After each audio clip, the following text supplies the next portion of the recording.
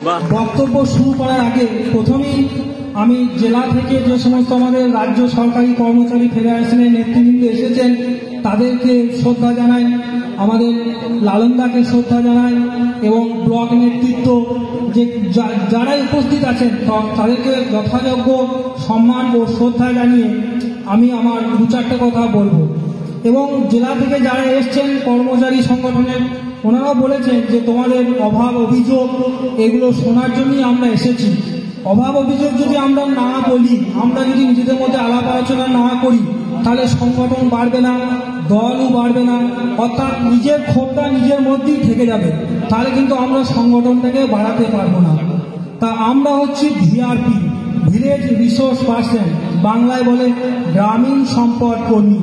অর্থাৎ গ্রামে ডেভেলপ করার জন্য যে কাজগুলো করতে হয় ব্লক স্তরে সব কাজই ভিআরপিরা করে। আপনারা খবর নিয়ে দেখবেন যে ভিআরপিরা কি কাজ করে। আমরা সাধারণত নিয়োগ হয়েছিলাম সোশ্যাল অডিট করার জন্য, তারপর আমাদের মাননীয় মুখ্যমন্ত্রী আমাদের ভিবিডিসি কাজে নিযুক্ত করেছেন এবং একটা পারিশ্রমিকের ব্যবস্থা করেছেন।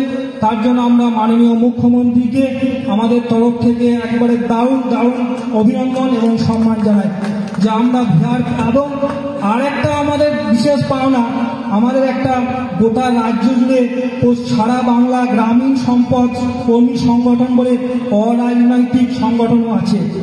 কিন্তু আমরা বিগত 3 বছর আগে আমরা পশ্চিমবঙ্গ রাজ্য সরকারি কর্মচারী ফেডারেশনের সঙ্গে যুক্ত হয়েছি। এতে আমরা গর্বিত যে হ্যাঁ, আমরাও রাজ্য সরকারি কর্মচারীর আওতায় এসেছি ভিআরপিরা। এবং আমরা এই আশা নিয়ে এসেছি যে আগামী দিনে ভিআরপিরা আরও উন্নত হবে, ভিআরপিদের পথ আরও সুগম হবে। কিন্তু আজ আমরা যেখানে ভিআরপিরা কাজ করছি আমরা খুব অসহায় অবস্থায় রয়েছি। আপনারা জেলা স্তরের নেতৃত্বের কাছে আমাদের অনুরোধ, আপনারা ভিআরপির অবস্থাটা একটু দেখবেন। ভিআরপিরা খুব করুণ অবস্থায় দিন কাটাচ্ছে। ভিআরপিরা আর দেয়ালে পিঠ ঠেকে গেছে। ভিআরপিদের খুব ন্যূনতম পারিশ্রমিকে ভিআরপিরা কাজ করে, একবারে গ্রাস রুট লেভেলে। কার ভাতা বন্ধ হয়েছে ঠিক করবে কে? ভিআরপিরা। কে কি পাচ্ছে না, ব্লকের যাবতীয় আরম্ভ করে সমীক্ষা থেকে আরম্ভ করে লিখিত অলিখিত অর্ডার সমস্ত কাজটাই ভিআরপিরা করে, কিন্তু ভিআরপিরা সেই যোগ্য জায়গায় পৌঁছাতে পারে না। তাই আপনারা বলেছেন যে আমি আজ এই কথাগুলো বলতাম না, কিন্তু আপনারা বললেন যে আমরা বলার শোনার জন্যই এসেছি। এবং যদি আমি না বলি তাহলে কিন্তু আমাদের ক্ষোভটা থেকে যাবে, এবং ক্ষোভ থেকেই কিন্তু একটা অন্য জিনিসের সৃষ্টি হয়।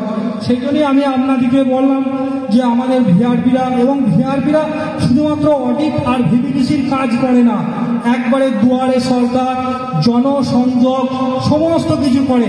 তাই আপনাদের কাছে আমার করজোরে অনুরোধ, আমার এই বার্তাটা যেন মুখ্যমন্ত্রীর কাছে পৌঁছে দেন যে ভিআরপিরা শুধু অডিটই করে না আর ভিবিডিসি কাজই করে না, ব্লক স্তরে যাবতীয় কাজ, উন্নয়নমূলক কাজ, গ্রামের সম্পদ তৈরি করার কাজ, সমস্ত কাজই ভিআরপিরা লিপ্ত আছে।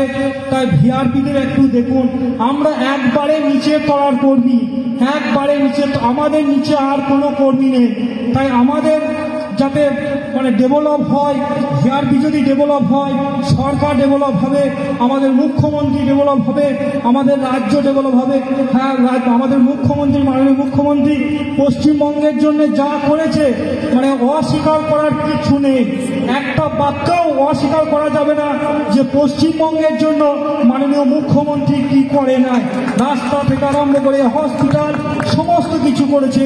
মুখ্যমন্ত্রীকে আমরা কিচ্ছু বলার নেই, কিন্তু একটাই মাননীয় মুখ্যমন্ত্রীর কাছে আমাদের করজোরে অনুরোধ, আমরা একবারে নিচের তলার কর্মী, আমরা একবারে নিচের তলার কর্মী, আমাদের দেয়ালে পিঠ থেকে গেছে।